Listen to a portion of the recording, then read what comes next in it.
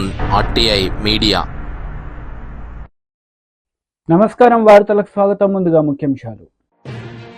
TDP కూటమి ప్రభుత్వ YCP కార్యకర్తల మీద దాడులు ఆపి మేనిఫెస్టో మీద దృష్టి పెడితే బాగుంటుంది. వైఎస్ఆర్సీపీ ఎమ్మెల్సీ వరదు కళ్యాణి. మాజీ మంత్రి Singireddy Niranjan Reddy press meet. Congress party నాయకులపై ఫైర్. వైసీపీ లీడర్, మహిళా లీడర్ వరదు కళ్యాణి మీడియా సమావేశం నిర్వహించారు. ఈ సందర్భంగా పలు అంశాలపై ఆమె మాట్లాడారు. మహిళలు నిజంగా జగనన్న 99% హామీలు అమలు చేసినా కూడా ఇంకొంచెం ఎక్కువ ఇస్తున్నారు. ఈ కూటమి ఇస్తాము అని చెప్పారు కాబట్టి వాళ్ళకి నమ్మి ఓట్లు వేయడం జరిగింది. చూస్తే గవర్నమెంట్ అధికారంలోకి వచ్చింది కూటమి ప్రభుత్వం. చంద్రబాబు నాయుడు గారు ముఖ్యమంత్రిగా, పవన్ కళ్యాణ్ గారు ఉప ముఖ్యమంత్రిగా ప్రమాణ స్వీకారాలు అయ్యాయి. మంత్రులు ప్రమాణ స్వీకారం అయ్యింది. దగ్గర నెల కావస్తూ ఉంది. ఈ పరిస్థితిలో ఈ మహిళల కోసం ఇచ్చిన హామీలు అమలుకు ఎంతవరకు శ్రీకారం చుట్టలేదు. ఎందుకంటే ఈ రాష్ట్రంలో ఉన్న మహిళలందరూ ఆందోళన చెందుతున్నారు. ఏది ప్రతి మహిళకి నెలకి 1500 ఇస్తామన్నారు, ఎప్పుడు ఇస్తారు? అలాగే చదువుకునే పిల్లలకి ప్రతి బిడ్డకి కూడా, స్కూల్కి వెళ్ళిన ప్రతి బిడ్డకి కూడా 15,000 ఇస్తానన్నారు, ఎప్పటి నుంచి ఇస్తారు? అలాగే ఉచిత బస్సు ప్రయాణం ఎప్పటి నుంచి ఇస్తారు? అలాగే 3 సిలిండర్లు ఎప్పటి నుంచి ఇస్తారు అనేసి మహిళలు ఆందోళన చెందుతూ ఉన్నారు. మేము అడిగితే ఏంటి నెల అయిందే కదా, ఎందుకు తొందర అంటూ ఉన్నారు. కానీ వీళ్ళు హామీ ఇచ్చినప్పుడు ఏం చెప్పారు? జూలై 1కే అన్ని కూడా అమల్లోకి వచ్చేస్తాయి, మొదటి నెల నుంచి అమలు చేసేస్తామని చెప్పారు. ఇదే కూటమి ప్రభుత్వం 2014లో అమల్లోకి వచ్చినప్పుడు ఏం చెప్పింది? చాలా హామీలు ఇచ్చారు, ఏ ఒక్కటి కూడా నెరవేర్చలేదు. మహిళలకు తీసుకుంటే డ్వాక్రా రుణమాఫీ చేస్తానని చేయలేదు. అలాగే తీసుకుంటే 0 వడ్డీ 2016 నుంచి ఆపేయడం జరిగింది. దానివల్ల మహిళలందరూ కూడా డ్వాక్రా సంఘాలు NPAలుగా మారిపోయిన పరిస్థితి ఆ రోజుల్లో చూసాం. ఆడబిడ్డ పుడితే 25,000 రూపాయలు ఇస్తానని చెప్పి ఇవ్వని పరిస్థితి. అలాగే సొంత ఇంటి కళ ఆడపిల్లలకి, ఆడవాళ్ళకి నెరవేరుస్తానని ఆ రోజు చంద్రబాబు నాయుడు గారు చెప్పి నెరవేర్చలేదు, మనం చూసాం. అలాగే రైతులకి రైతు రుణమాఫీ చేస్తానని నెరవేర్చలేదు. అప్పుడు ఇలాగా హామీలు అమలు చేయకుండా మోసం చేశారు. ఇప్పుడు చూస్తే నెల కావస్తుంది. ఒకవేళ అమలు చేద్దాం అనుకుంటే దానికి ఏం చేయాలి గవర్నమెంట్? దానికి సన్నాహక సమావేశాలు పెట్టాలి, మార్గదర్శకాలు రూపొందించాలి, ఈ డేట్స్లో ఈ పథకం రిలీజ్ చేస్తామని చెప్పాలి. అవేమీ చేయట్లేదు. దాంతో ఈ రాష్ట్రంలో ఉన్న ఆడబిడ్డలందరూ కూడా ఆందోళన చెందుతూ ఉన్న పరిస్థితి. మేము ఒక ప్రతిపక్ష పార్టీగా మీ దృష్టిలో పెట్టాల్సిన బాధ్యత మా మీద ఉంది. మీరిచ్చిన హామీలు గుర్తు చేయాల్సిన బాధ్యత మా మీద ఉంది కాబట్టి ఈ ప్రెస్ మీట్ పెట్టడం జరిగింది. మీరు ఇచ్చిన హామీలు తీసుకుంటే ఈ రాష్ట్రంలో ఉన్న మహిళలు 18 సంవత్సరాలు దాటి 60 సంవత్సరాల లోపు ఉన్న మహిళలకి నెలకి 1500 ఇస్తామని చెప్పారు. ఆల్రెడీ నెల రోజులు గడిచిపోయింది. ఇప్పుడు మన రాష్ట్రంలో తీసుకుంటే ఈ పథకానికి అర్హత ఉన్న మహిళలు 1,72,00,000 మంది వరకు ఉన్నారు.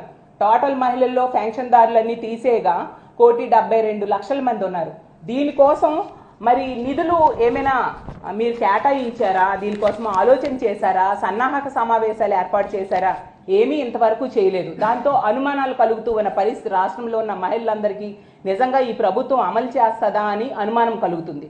మా జగనన్న గవర్నమెంట్ చివరిలో ఈ చేయూత కోసం 4,000 కోట్లు రెడీ చేసి ఉంచారు. కానీ చేయూత డబ్బులు ఈరోజు ఏ మహిళలకి పడని పరిస్థితి. మహిళలందరూ చేయూత పడలేదే అని బాధపడుతూ ఉన్నారు. జగనన్న ముఖ్యమంత్రిగా కొనసాగుంటే ఈ టైం చేయూత డబ్బులు ఎప్పుడో వచ్చేసేవి. కాబట్టి ఈ రాష్ట్ర ప్రభుత్వాన్ని, ముఖ్యమంత్రి అయిన చంద్రబాబు నాయుడు గారిని, ఉప ముఖ్యమంత్రి అయిన పవన్ కళ్యాణ్ గారిని, మిగతా మంత్రుల్ని కోరుకునేది ఏంటంటే మీరు అర్జెంటుగా ఆ నెలకి 1500 రూపాయలు అనేది విడుదల చేయండి, మహిళలను ఆదుకోండి. అలాగే తీసుకుంటే ఈ చేయూత డబ్బులు కూడా జగనన్న ఆల్రెడీ డబ్బులు సమకూర్చి పెట్టిన చేయూత డబ్బులను కూడా మీరు వెంటనే మహిళల అకౌంట్లో వేయండి అని కోరుతున్నాము. అలాగే తీసుకుంటే మా ప్రభుత్వంలో అమ్మఒడి అనే పథకాన్ని ప్రతి మహిళ, అంటే బిడ్డలకి స్కూల్కి పంపే మహిళలకి 15,000 రూపాయలు ప్రతి సంవత్సరం టెన్షన్గా 2019-20 సంవత్సరం నుంచి కూడా జగనన్న ఇస్తూ వచ్చారు. 25,800 కోట్ల రూపాయలు 44.5 లక్షల మంది మహిళలకి టెన్షన్గా. బీఆర్ఎస్ లీడర్ మీడియా సమావేశం నిర్వహించారు. ఈ సందర్భంగా పలు అంశాలపై ఆయన మాట్లాడారు. విలువల కట్టుబడి ఉంటే వీళ్ళందరి చేత రాజీనామా చేయించమని ఎందుకు చెప్పట్లేదు? వీళ్ళతో రాజీనామా చేయించి విలువలకు మేము పట్టం కడుతున్నామని ఎందుకు మాట్లాడతలేరు? ఈ డబుల్ స్టాండర్డ్స్ ఎందుకు మరి మీకు? మరి మొన్ననే కేశవరావు గారు రాజ్యసభ కూడా రాజీనామా చేసింది కదా, అదే మోతాదులో అదే పద్ధతిలో ఇతర పార్టీల నుంచి గెలిచి వచ్చినటువంటి వాళ్ళు మా పార్టీలో జాయిన్ అయితే కండిషనల్గా వాళ్ళు రాజీనామా చేసి రావాలని ఎందుకు చెప్తలేడు రాహుల్ గాంధీ? అంటే రాహుల్ గాంధీ గారు మాట్లాడినటువంటి మాటలన్నీ కూడా డబుల్ స్టాండర్డ్సే అని చెప్పి దేశం భావించదా? ఆయన దేశ నాగరిక బారమని అనేక సార్లు చెప్తుంటాడు, దేశ పౌరులను ఉద్దేశించి మాట్లాడుతుంటాడు. పార్లమెంట్లో మాట్లాడేటప్పుడు కూడా ఇప్పుడు విపక్ష నేత, ప్రతిపక్ష నేత, ఇదివరకు విపక్ష పార్టీ ఎంపీగా మాట్లాడేటప్పుడు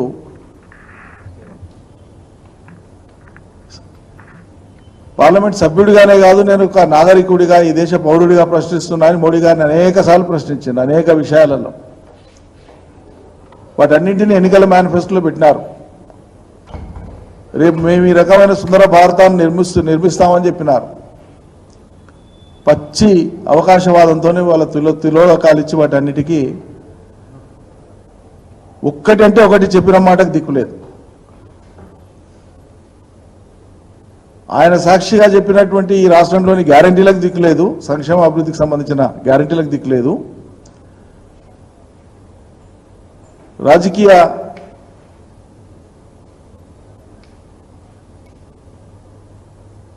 ఏమంటాం అసలు ఆ పదాలు ఉపయోగించాలంటే నాకు కూడా ఇబ్బందిగా ఉంది. ఒక పార్టీ నుంచి గెలిచి ఇంకో పార్టీకి వచ్చేటప్పుడు ఇంత నిస్సిగ్గుగా ఎట్లా ప్రోత్సహిస్తారు?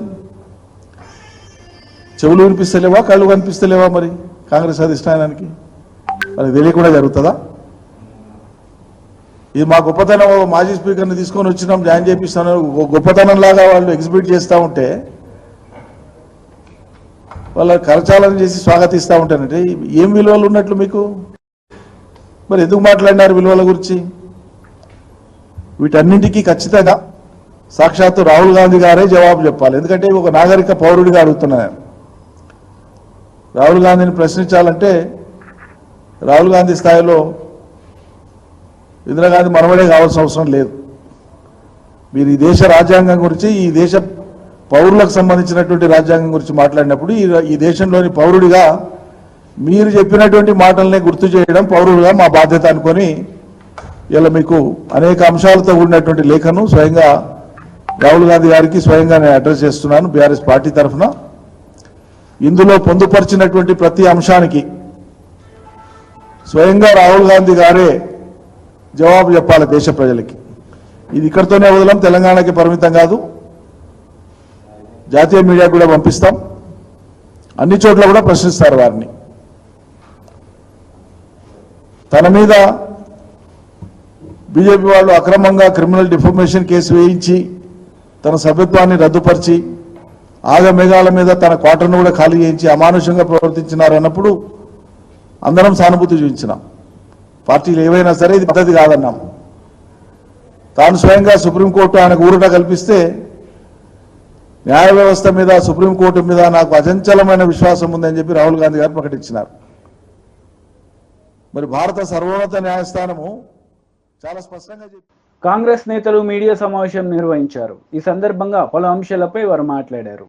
కోణాలతో ఆ రోజు ఈ డెమోక్రసీ అంటే ఓటు హక్కు ద్వారా ప్రభుత్వాలను ఏర్పాటు చేసుకొని ప్రజల యొక్క మనసుకు తగ్గట్టు, వాళ్ళ యొక్క బతుకులకు తగ్గట్టు ప్రభుత్వాలు నడుచుకునే విధంగా ముఖ్యమంత్రులు, ఎమ్మెల్యేలు, ఎంపీలు, ప్రధానమంత్రులు నడుచుకునే విధంగా ఇదంతా తీసుకొచ్చింది ఆ రోజు మహాత్మా గాంధీ గారి యొక్క నాయకత్వంలో నెహ్రూ గారు. ఈరోజు రాష్ట్రపతి గారు ప్రసంగం ఇచ్చిన దాని వెనుక మోడీ ప్రధానమంత్రి గారు చెప్పిన ఆ స్వతంత్రానికి మూల కారకుడు ఆనాటి నెహ్రూ గారు అని మర్చిపోకండి. నెహ్రూ గారని మర్చిపోవద్దు మీరు. ఓకే, మీ బీజేపీ, మాది కాంగ్రెస్ కావచ్చు, మీది బీజేపీ కావచ్చు, కానీ ఈ విధి విధానాలు తీసుకొచ్చింది, దాన్ని అనుభవిస్తున్నది అన్ని రాజకీయ పార్టీలు కదా. ఏక నిర్ణయంతో నెహ్రూ గారు పోలేదు కదా ఆ రోజున. మరి ఈరోజు బీజేపీ నాయకులు ఈరోజు ఇవన్నీ ప్రసంగాలు పార్లమెంట్లో చేస్తున్నారు అని అంటే దీనికి స్వేచ్ఛ కలిగించింది ఆనాటి నెహ్రూ గారే కదా.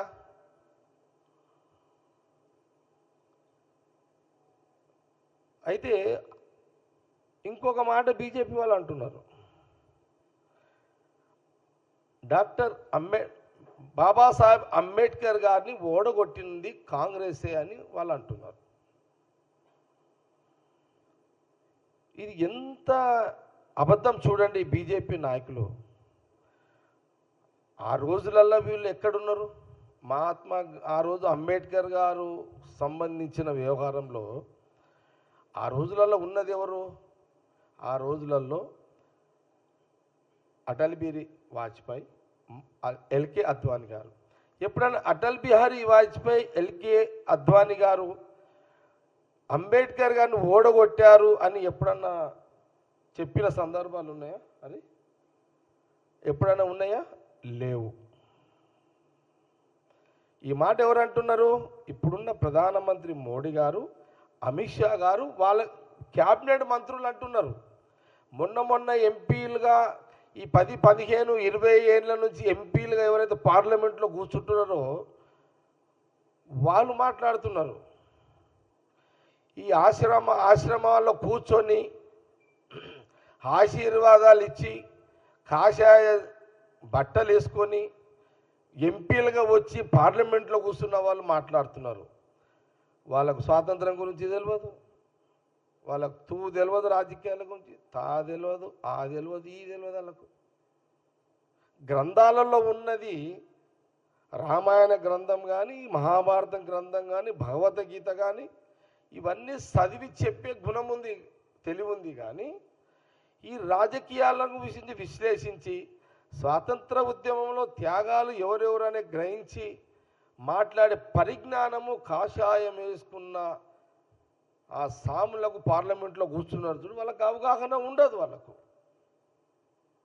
వాళ్ళు మాట్లాడతారు, వాళ్ళ నోరుంది, వాళ్ళు మాట్లాడతారు. ఎందుకంటే వాళ్ళు చెప్తే కొందరు వాళ్ళ భక్తులు వింటారు, వాళ్ళ శిష్యులు ప్రచారం చేస్తారు. కానీ జరిగింది ఏంది? అది ఒక సెకండ్.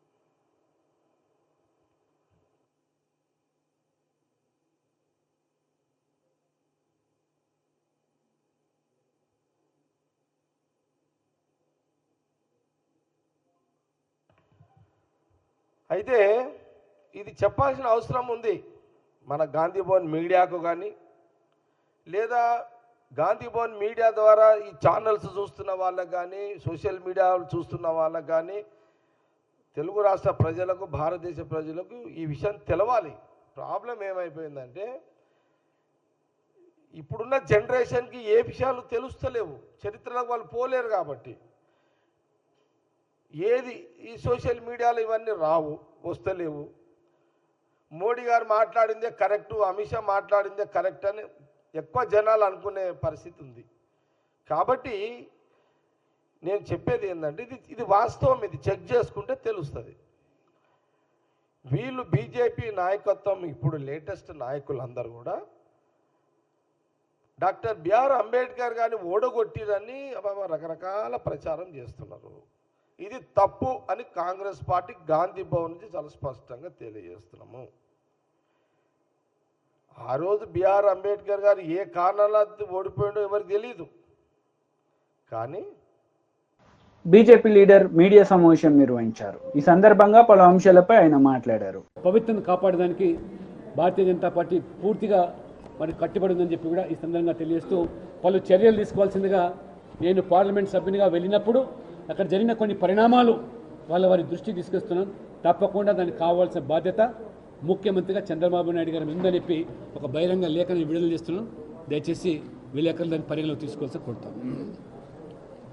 మన పరమేష్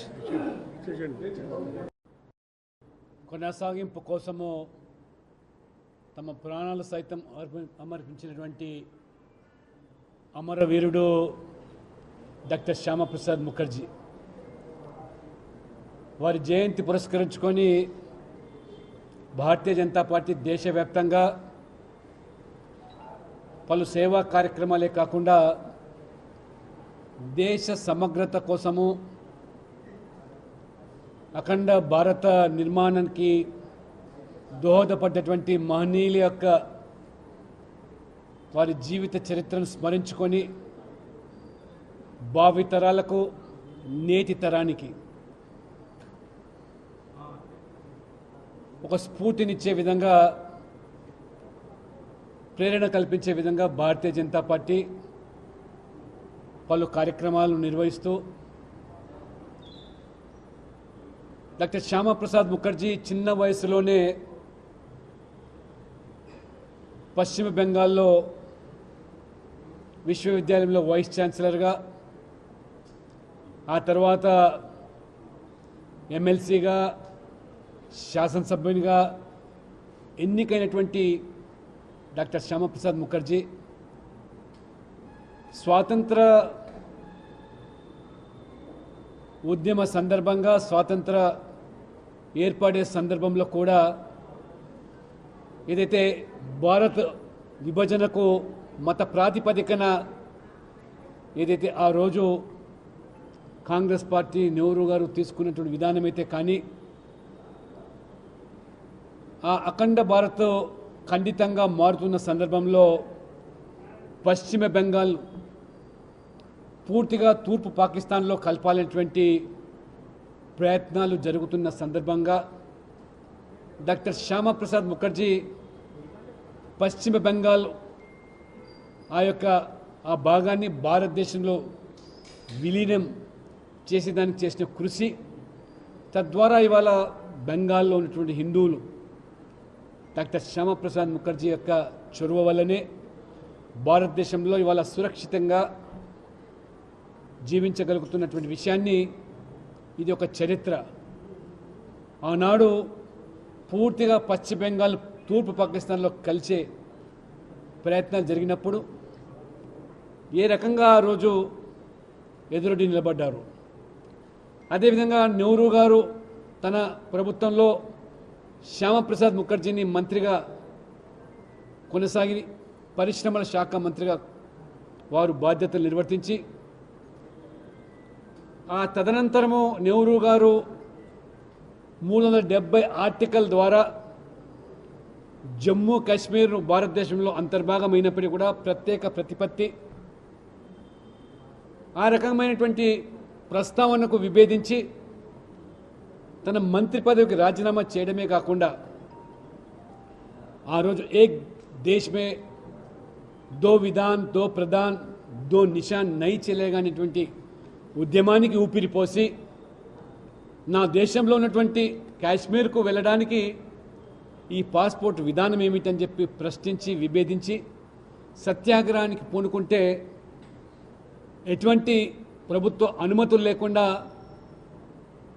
స్వదేశంలో నేను కాశ్మీర్కు వెళ్తానని చెప్పి భీష్మించుకొని వారు ఆ కార్యక్రమానికి నాంది పలికితే, కాశ్మీరు ఆ యొక్క భూభాగంలో అరెస్ట్ చేసి వారిని జైలు పాలు చేస్తే చివరికి జైల్లోనే అనుమానాస్పద స్థితిలో వారు మరణం సంభవించడము, తదనంతరము దేశవ్యాప్తంగా ఏదైతే ఆ ఉద్యమం తీవ్ర రూపం దాల్చిందో దాని పర్యవసనమే ఆ రోజు ఈ యొక్క ప్రత్యేక జెండా లేదా కాశ్మీర్ ముఖ్యమంత్రి సైతం కూడా ప్రధానమంత్రిగా భావించేటువంటి పరిస్థితి నుంచి ఆ రోజు ప్రభుత్వం ఉపసంహరించుకున్నప్పటికీ 370 ఆర్టికల్ కొనసాగడం, చివరికి డాక్టర్ శ్యామప్రసాద్ ముఖర్జీ యొక్క బలిదానము.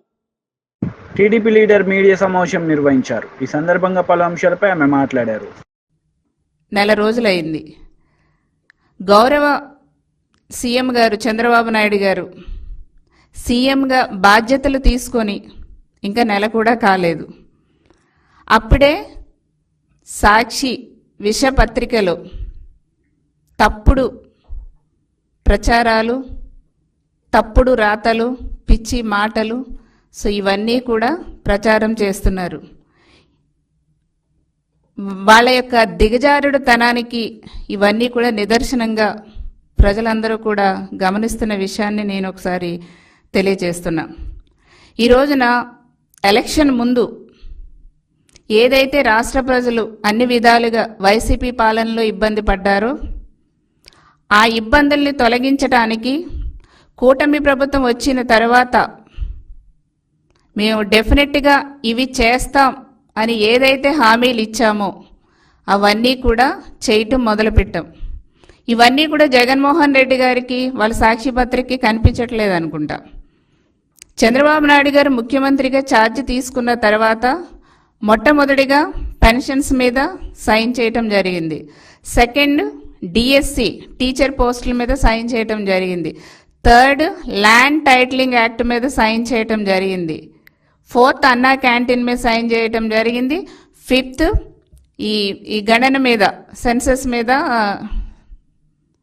ఇది స్కిల్ సెన్సస్ మీద సైన్ చేయటం జరిగింది. దాదాపుగా 65 లక్షల మందికి జూలై 1వ తారీఖున 4,408 కోట్ల రూపాయలు పెన్షన్స్ చాలా అట్టహాసంగా ఒక రికార్డు స్థాయిలో సచివాలయ ఉద్యోగుల ద్వారా పంపిణీ చేసినటువంటి ఘనత చంద్రబాబు నాయుడు గారి ప్రభుత్వానిది. ఇవి మీకు కంటికి కనిపించలేదా? మీరు ఎలక్షన్ టైంలో పెన్షన్స్ ఇవ్వటానికి వాలంటీర్లు లేకపోతే అసలు ఏ పని జరగదు, వాలంటీర్లు లేకపోతే పెన్షన్స్ ఇవ్వటం జరగదు అనేసి ఒక పూరితమైనటువంటి ఆలోచనతో 60 మంది అవ్వాతాతలు చనిపోయటానికి కారణమయ్యారు జగన్మోహన్ రెడ్డి గారు. మీరు ఈ రోజున ఏకదంగా అదే సచివాలయ సిబ్బంది ద్వారా రికార్డు స్థాయిలో మేము పెన్షన్లు ఇప్పించాం.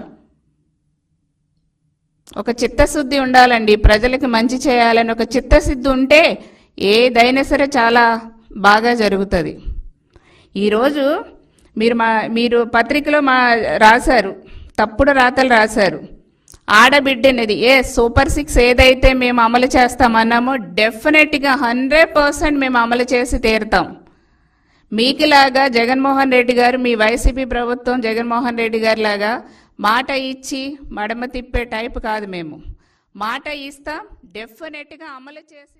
YCP leader Pothina Mahesh media సమావేశం నిర్వహించారు. ఈ సందర్భంగా పలు అంశాలపై ఆయన మాట్లాడారు. సమాచారం అందించిన తర్వాత జగన్మోహన్ రెడ్డి గారు ముఖ్యమంత్రిగా ఉండగా కేంద్ర ప్రభుత్వానికి కమ్యూనికేట్ చేస్తూ లెటర్ రాసి, అయా ఒక నేపాల్లోనే కాదు, దుబాయ్లోను, మలేషియాలోను, శ్రీలంకలోను, అదేవిధంగా పక్కనే ఉన్నటువంటి రాష్ట్రాలైనటువంటి తమిళనాడు, కర్ణాటక, ఒడిస్సాలో కూడా ఆంధ్రప్రదేశ్ నుండి అక్రమంగా తరలిస్తున్నటువంటి ఎర్రచందనం అనేది ఉంది వారి దగ్గర.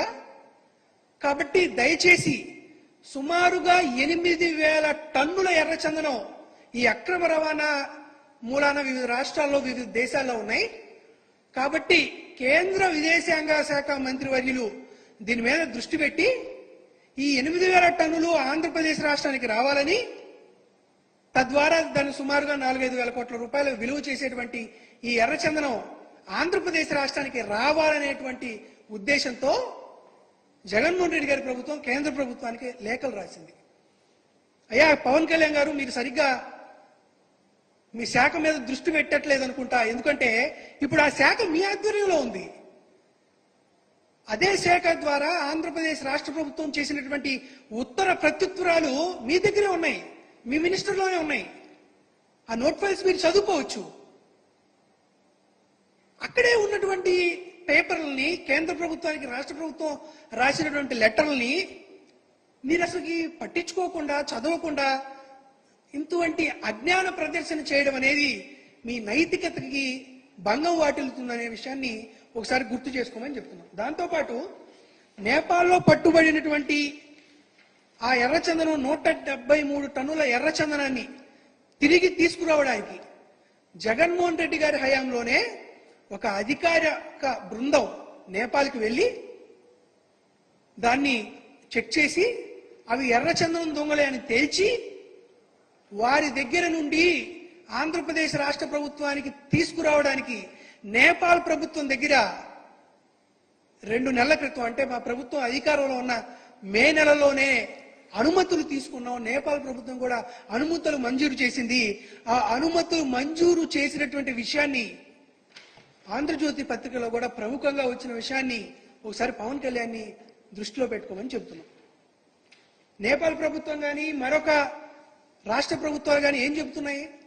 2010 నుంచి 2020 దాకా ఎర్రచందనం అక్రమ రవాణా జరుగుతుంది అని చెప్పారు. ఎవరున్నారండి అప్పుడు అధికారంలో?